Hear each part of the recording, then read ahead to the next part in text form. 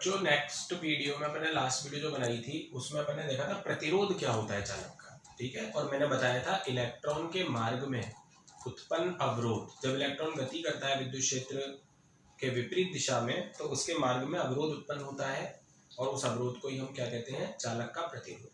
आज हम बात करेंगे ये प्रतिरोध निर्भर किस किस पर होता है, प्रतिरोध की निर्भरता। तो बच्चों कुल मिला के 4 राशियों पर निर्भर होता है प्रतिरोध। पहले तो आपको ये पता होना चाहिए कुल मिलाकर 4 राशियों पर किसी भी चालक का प्रतिरोध निर्भर होता है। एक राशि होती है लंबाई पर, कि उसकी लंबाई कितनी है। एक होता है अनुप्रस्थ काट क्षेत्रफल। अनुप्रस्थ काट क्षेत्रफल के बारे में मैं बताऊं ये क्या होता है। जैसे कोई ऐसा चालक है, ठीक है, तो इसको ऐसे काट दो, एक चालक को ऐसे काटो, ये अनुप्रस्थ काट कहलाती है। इसको काटने के बाद जो ये क्षेत्रफल निकलेगा बाहर, इसी को बोलते हैं अनुप्रस्थ काट क्षेत्रफल। जैसे ये पेन है, इस पेन को मैं ऐसे काट दूं तो काटने के बाद ये देखो ये क्षेत्रफल आ गया। ये जो क्षेत्रफल होगा इसी को क्या बोलते हैं, अनुप्रस्थ काट क्षेत्रफल।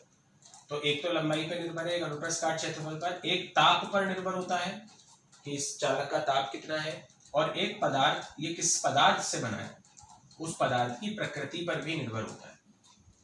तो कुल मिला के ये जो प्रतिरोध है ये 4 बातों पर निर्भर होता है, लंबाई पर, अनुप्रस्थ काट क्षेत्रफल पर, ताप पर, और पदार्थ बना किससे है। ये चालक बना किससे है, वो पदार्थ कॉपर से बना है, लोहे से बना है, तांबे से बना है, सिल्वर से बना है। तो ये किस पदार्थ से बना है उसकी प्रकृति पर भी निर्भर होता है प्रतिरोध। तो ये पदार्थ की प्रकृति को तो बस इतना समझना है कि पदार्थ अलग अलग तो प्रतिरोध भी अलग अलग। ये हटा, ये जो है ताप पर, ये हम आगे पूरा सेपरेट पढ़ेंगे, ये भी हट गया। एक तो पदार्थ की प्रकृति हट गई, क्योंकि पदार्थ जैसे बदलोगे वैसे प्रतिरोध बदल जाएगा उसका। ताप वाला डीपली अपन पढ़ेंगे पूरा। अब मेरे पास सिर्फ 2 पॉइंट बचे, एक लंबाई पर और एक अनुप्रस्थ काट क्षेत्रफल पर। तो अगर मैं इन दोनों की बात अब यहाँ पे कर रहा हूँ पहले, फिर थर्ड पॉइंट की थोड़ा सा आगे करूंगा मैं बात, और फोर्थ की बात करने की आवश्यकता नहीं है, क्योंकि पदार्थ के बदलते ही पदार्थ का प्रतिरोध भी बदल जाता है। लोहे का प्रतिरोध कुछ और होगा, चांदी का प्रतिरोध कुछ और होगा, हर धातु का प्रतिरोध अलग अलग होता है। लंबाई पर कैसे निर्भर होता है प्रतिरोध, ऐसे होता है, देखो R डायरेक्टली प्रोपोर्शनल L। किसी भी चालक का प्रतिरोध उसकी लंबाई के समानुपाती होता है। अगर एक चालक ऐसा है और एक चालक ऐसा है, दोनों का अनुप्रस्थ काट क्षेत्रफल तो बराबर है, दोनों का अनुप्रस्थ काट क्षेत्रफल तो बराबर है, लेकिन एक की लंबाई कम है और एक की लंबाई ज्यादा है। L1 कम है, L2 ज्यादा है, तो R1 कम होगा, R2 ज्यादा होगा। जिसकी लंबाई ज्यादा उसका प्रतिरोध ज्यादा, जिसकी लंबाई कम उसका प्रतिरोध कम। यानी कि उसको अब इलेक्ट्रॉन जब यहां से चलेगा यहां तक तो ज्यादा प्रतिरोध आएगा, उसको ज्यादा सफर तय करना पड़ेगा चालक में। तो जितना ज्यादा इलेक्ट्रॉन सफर तय करेगा उतना ही प्रतिरोध उसका ज्यादा, यानी लंबाई ज्यादा होने पर प्रतिरोध क्या हो जाता है, अधिक हो जाता है। यानी कैसा संबंध मिलता है हमें, R प्रोपोर्शनल L। जितना लंबा वायर उतना ज्यादा उसका प्रतिरोध। तो एक फॉर्मूला तो हमें R प्रोपोर्शनल L मिल गया। अनुप्रस्थ काट क्षेत्रफल पर कैसे डिपेंड होता है, R प्रोपोर्शनल 1/A। व्युत्क्रमानुपाती का संबंध। ये संबंध क्या कहता है कि अगर क्षेत्रफल को बढ़ाओगे तो प्रतिरोध कम होगा। जैसे मैं एक एग्जांपल ले रहा हूं कि मैंने एक तो लिया ये वायर जिसकी लंबाई थी L, इसकी लंबाई L है, इसका अनुप्रस्थ काट क्षेत्रफल था A1। अब मैंने इससे बड़े अनुप्रस्थ काट क्षेत्रफल लिया लेकिन लंबाई उतनी ही ली, लंबाई मैंने उतनी ही रखी है इस बार, लेकिन अनुप्रस्थ काट क्षेत्रफल बढ़ा दिया। तो अब देख रहे हो इसका अनुप्रस्थ काट क्षेत्रफल कम है और इसका ज्यादा है, तो प्रतिरोध उल्टा होगा। जिसका अनुप्रस्थ काट क्षेत्रफल कम है उसका प्रतिरोध ज्यादा होगा, और जिसका अनुप्रस्थ काट क्षेत्रफल अधिक है उसका प्रतिरोध कम होगा, क्योंकि इसमें इलेक्ट्रॉन को गति करने के लिए ज्यादा स्थान मिलेगा। तो जितना ज्यादा स्थान होगा उतना प्रतिरोध उसको कम मिलेगा, ठीक है। तो ये आप समझ गए, लंबाई के तो अनुक्रमानुपाती या समानुपाती होता है प्रतिरोध, और अनुप्रस्थ काट क्षेत्रफल के व्युत्क्रमानुपाती होता है। अगर हम इन दोनों समीकरणों को एक साथ लिख दें, अब समीकरण 1 व 2 से, तो क्या मिलेगा, समीकरण 1 व 2 से तो R प्रोपोर्शनल L/A ये मिल जाएगा। ये प्रोपोर्शनल का चिन्ह हटके एक कांस्टेंट आ जाएगा रो, यहाँ पे हमें कौन सा कांस्टेंट लगाना है, रो। अब इस रो की बात करेंगे। ये रो क्या है? रो को कहते हैं हम ये नियतांक है, क्योंकि प्रोपोर्शनल हटने के बाद आया है ना रो, तो रो क्या है? नियतांक। इसको बोलते हैं हम प्रतिरोधकता, किसी भी पदार्थ की प्रतिरोधकता, या दूसरा नाम भी है इसका विशिष्ट प्रतिरोध। तो ये हमारे पास एक रो नया राशि आई है जिसको प्रतिरोधकता या विशिष्ट प्रतिरोध कहते हैं। क्लियर है कहानी? प्रतिरोध लंबाई के समानुपाती होता है, लंबाई को बढ़ाने पर प्रतिरोध बढ़ता है। अनुप्रस्थ काट क्षेत्रफल के व्युत्क्रमानुपाती होता है, अनुप्रस्थ काट क्षेत्रफल को बढ़ाने पर प्रतिरोध कम होता है। दोनों समीकरणों में एक समानुपाती एक व्युत्क्रमानुपाती है, तो समानुपाती वाला ऊपर आ गया, व्युत्क्रमानुपाती वाला नीचे आ गया। मैंने इन दोनों समीकरणों को एक साथ लिखेंगे तो ऐसे लिखेंगे, समानुपाती का चिन्ह हटा और एक कांस्टेंट आ गया, क्या? रो। रो को क्या कहते हैं? प्रतिरोधकता या विशिष्ट प्रतिरोध। ठीक है, अब हम इसी की बात करेंगे, ये प्रतिरोधकता की। ये तो सूत्र आ चुका है हमारे पास। अब हम बात करेंगे ये प्रतिरोधकता या विशिष्ट प्रतिरोध क्या होता है, इसकी बात सेपरेटली करेंगे। प्रतिरोधकता या विशिष्ट प्रतिरोध।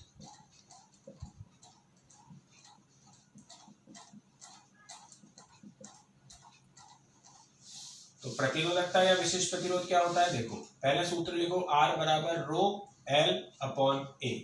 ये सूत्र आ चुका है हमारे पास। इससे रो निकालोगे तो कितना आएगा? A ऊपर चला जाएगा, L नीचे चला जाएगा, RA अपॉन L। ये रो का फॉर्मूला आ गया। ठीक है, पहले आप लिखोगे ये वाला formula, R is equal to rho L upon A, और यहां से रो निकालोगे RA अपॉन L। अब ये आ जाने के बाद, रो की वैल्यू आ जाने के बाद RA अपॉन L, अब आप ये मानोगे, माना L बराबर 1 मीटर, चालक की लंबाई को कितना मान लो? 1 मीटर, तथा A बराबर 1 मीटर स्क्वायर। अगर ये भी 1 है, ये भी 1 है, तो रो बराबर R हो जाएगा। रो बराबर क्या हो जाएगा? R। मतलब हमने चित्र में अगर देखें, हमने क्या माना है? हमने एक ऐसा चालक लिया है जिसकी लंबाई 1 मीटर है, जिसकी लंबाई कितनी है? 1 मीटर, और जिसका अनुप्रस्थ काट क्षेत्रफल ये वाला, ये कितना है? 1 मीटर स्क्वायर। तो ऐसे चालक के लिए जिसकी लंबाई 1 मीटर हो, जिसका अनुप्रस्थ काट क्षेत्रफल 1 मीटर स्क्वायर हो, उसका जो प्रतिरोध है, अब इसका जो प्रतिरोध होगा वही इसकी प्रतिरोधकता कहलाएगी। ठीक है, इसीलिए इसको विशिष्ट प्रतिरोध भी कहते हैं। विशिष्ट क्यों? क्योंकि है तो ये प्रतिरोध ही, लेकिन विशिष्ट परिस्थितियों में, इसलिए इसको क्या बोला जाता है? विशिष्ट प्रतिरोध। और दूसरा नाम क्या है इसका? प्रतिरोधकता। तो इसकी परिभाषा अगर दोगे तो क्या दोगे परिभाषा? आप लिखोगे एकांक लंबाई तथा एकांक अनुप्रस्थ काट क्षेत्रफल के चालक का प्रतिरोध ही उसकी प्रतिरोधकता या विशिष्ट प्रतिरोध कहलाता है। तो क्लियर है ये कहानी? पहले प्रतिरोध का फॉर्मूला, इससे प्रतिरोधकता का फॉर्मूला निकाला, RA अपॉन L। अब L और A को 1 मान लिया। जब L और A 1 हो गए तो रो किसके बराबर आ गया? R के। यानी कि अगर किसी चालक की लंबाई 1 मीटर है, उसका अनुप्रस्थ काट क्षेत्रफल 1 मीटर स्क्वायर है, तो उसका जो प्रतिरोध होगा वही उसकी प्रतिरोधकता के बराबर होगा। ये इसकी परिभाषा हुई। अगर इसका मात्रक पूछा जाए, SI मात्रक, तो SI मात्रक क्या आएगा? देखो, इसी सूत्र से आएगा। R का मात्रक होता है ओम, इंटू क्षेत्रफल का होता है मीटर स्क्वायर, अपॉन लंबाई का होता है मीटर। 1 मीटर से मीटर कट हो जाएगा, क्या आ जाएगा? Ohm into metre. ये इसका मात्रक होता है, ओम इंटू मीटर। ये बहुत इंपॉर्टेंट है, ध्यान रखना। कभी कभी बोर्ड एग्जाम में राशियां दी जाती हैं तो हमें मात्रक से पहचाननी होती है। तो अगर किसी राशि के आगे ओम इंटू मीटर लग रहा हो तो आप समझ जाना वो राशि कौन सी है? प्रतिरोधकता। इसका विमीय सूत्र निकालना है, तो प्रतिरोध का विमीय सूत्र पहले ओम इंटू मीटर है ना ये, तो ओम मतलब प्रतिरोध, प्रतिरोध का विमीय सूत्र तो V अपॉन I से निकालोगे। प्रतिरोध का किससे निकालोगे? V अपॉन I से। और V का किससे निकालोगे? कार्य बटा समय से, और कार्य बटा आवेश से। तो V का तो कार्य बटा आवेश से आएगा, फिर V अपॉन I से किसका आएगा? R का। तो ये जब आप सॉल्व करते हो तो ये तो आता है m1 L2 T-3 A-1 V का, और फिर V अपॉन I करोगे तो आएगा m1 L2 T-3 A-2। ये R का मतलब प्रतिरोध का विमीय सूत्र होता है। इसमें इंटू मीटर कर दो, इसमें इंटू क्या कर दो? मीटर, मतलब L1 का गुणा कर दो, तो ये प्रतिरोध, ये हो गया प्रतिरोधकता का विमीय सूत्र। ठीक है, तो ये क्रम से निकलते हैं, पहले V का कार्य बटा आवेश से, फिर V अपॉन I से प्रतिरोध का, और फिर प्रतिरोध में L का गुणा कर दोगे तो आ जाएगा प्रतिरोधकता का, क्या आएगा M1 L2 और L1 क्या हो जाएगा L3 T-3 A-2। ये प्रतिरोधकता का विमीय सूत्र होता है। अब एक बहुत ही इंपॉर्टेंट बात मैं आपको बता रहा हूं कि प्रतिरोधकता किस किस बात पर निर्भर है। तो बच्चों प्रतिरोध तो 4 बातों पर निर्भर था। प्रतिरोध 4 बातों पर निर्भर था। ये केवल प्रतिरोधकता 2 बातों पर निर्भर होती है, एक तो ताप पर और एक पदार्थ की प्रकृति पर, बस। क्योंकि लंबाई तो फिक्स हो गई ना 1 मीटर, अब उस पर निर्भर नहीं होगी प्रतिरोधकता। अनुप्रस्थ काट क्षेत्रफल 1 मीटर स्क्वायर फिक्स हो गया, तो इन दोनों पे ये प्रतिरोधकता अब निर्भर नहीं होती। बाकी जो 2 बचे, ताप बचा उस पर निर्भर है, पदार्थ की प्रकृति उस पर निर्भर है। तो ताप पर कैसे निर्भर होती है प्रतिरोधकता, ये मैंने आपको बताया था, आगे एक टॉपिक आएगा उसमें पढ़ेंगे अपन। और पदार्थ पे कैसे निर्भर होती है, पदार्थ अगर आपने तांबा लिया तो उसकी प्रतिरोधकता कुछ और होगी, अगर आपने लोहा लिया तो कुछ और होगी, अगर आपने चांदी ली तो कुछ और होगी। तो इस तरीके से अब प्रतिरोधकता केवल 2 राशियों पर ही निर्भर होती है और प्रतिरोध होता है 4 राशियों पर निर्भर। अब यदि मान लो आपको एक क्वेश्चन बोर्ड में दे रखा आता है, क्वेश्चन ऐसा बोर्ड में कि मान लो आपको एक बोला ये कॉपर का वायर है, तांबे का, और इसकी प्रतिरोधकता रो है, ठीक है। अगर इसको खींच के लंबा कर दिया जाए, डबल लंबाई कर दी जाए, इसकी लंबाई L थी, इसकी लंबाई कितनी कर दें 2L, कॉपर का ही है, ये भी कॉपर का था, ये भी कॉपर का है, बस इसकी लंबाई को डबल कर दिया, तो बताओ इसकी प्रतिरोधकता का क्या होगा।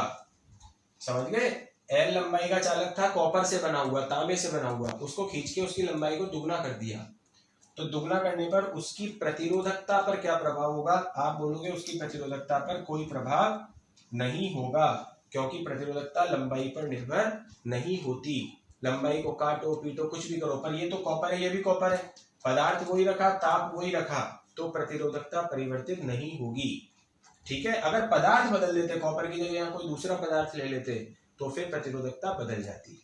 पर ये ध्यान रखना, लंबाई को बदलने से या अनुप्रस्थ काट क्षेत्रफल को बदलने से प्रतिरोधकता परिवर्तित नहीं होती। ये बोर्ड वाले ऐसा क्वेश्चन कई बार बना चुके हैं। इसके बाद आएगी एक छोटा सा टॉपिक है चालकता, सिग्मा। चालकता क्या है, प्रतिरोधकता का व्युत्क्रम। प्रतिरोधकता का व्युत्क्रम क्या कहलाता है, चालकता, ठीक है। इसका SI मात्रक 1 अपॉन प्रतिरोधकता का मात्रक क्या है, ओम इंटू मीटर। ओम को मैं ऐसे लिख रहा हूं, अभी समझाने के लिए मैंने प्रतिरोधकता का मात्रक ओम इंटू मीटर लिख दिया। अब इसको जब ऊपर ले जाएंगे तो ओम इनवर्स और मीटर इनवर्स, यही होगा, ohm inverse metre inverse. Ohm inverse को उल्टा करके लिख सकते हैं MHO, मो, क्या बोलते हैं इसको, मो, इंटू मीटर इनवर्स, ये इसका मात्रक होता है। ओम इनवर्स ना लिख के क्या लिखोगे, इसी को उल्टा कर दोगे, MHO, मो, और मीटर इनवर्स को मीटर इनवर्स लिख दोगे। तो प्रतिरोधकता का तो मात्रक था ओम इंटू मीटर, चालकता का मात्रक होता है ओम की जगह हो जाता है मो, और मीटर की जगह हो जाता है मीटर इनवर्स। और इसका विमीय सूत्र अगर निकालना है चालकता का, तो ये भी प्रतिरोधकता का उल्टा होगा। तो जहां जहां प्लस आ रहा है वहां वहां माइनस लिख दोगे, M-1 L-3, और जहां माइनस आ रहा है वहां प्लस लिख दोगे। ये हो जाएगा चालकता का विमीय सूत्र। जिस पदार्थ की प्रतिरोधकता ज्यादा होती है उसकी चालकता कम होती है, और उसे कुचालक पदार्थ कहते हैं। जिसकी प्रतिरोधकता कम है और चालकता ज्यादा है उसे चालक कहते हैं, ठीक है। तो ये पूरी 3 बातें हो गई आज। प्रतिरोध किस किस राशि पर निर्भर है, प्रतिरोधकता किस किस राशि पर निर्भर है, उसका सूत्र क्या होता है, न्यूमेरिकल में काम आते हैं। ये फॉर्मूला बहुत इंपॉर्टेंट है, न्यूमेरिकल में काम आएगा, रो एल बटा ए, आर बराबर रो एल अपॉन ए, और चालकता ये, ठीक है।